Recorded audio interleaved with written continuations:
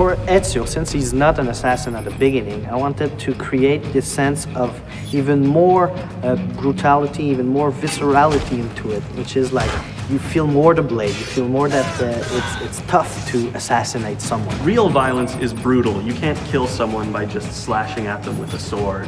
You know, when you kill someone, there's an effect. Your weapon reacts, you know, gets stuck in their bodies.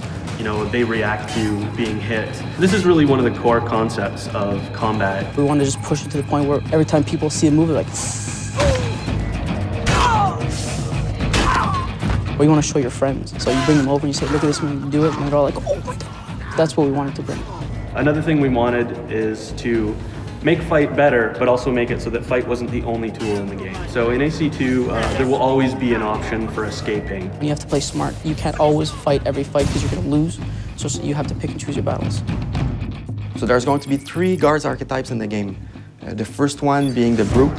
The brute is going to be a huge challenge in terms of fighting. It's going to be strong. They are not very smart. They're your typical kind of big oafs. And they're very susceptible to sort of social gameplay. So you can blend, they'll never figure out that you're in a blend spot.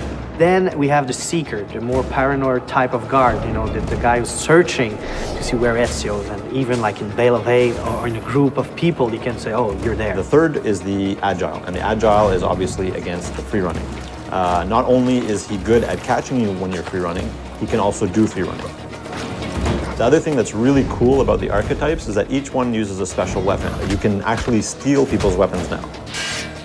By stealing the archetype's weapons will unlock a whole new set of combat attacks. Okay, this is a type of guy, he has a spear, you know, spears are long, so I can grab it and take it from him and kill someone else. Whereas a brute is heavily armored and you can pound on it all day long with your weapon and not really get anywhere. You've got to be clever to beat those kind.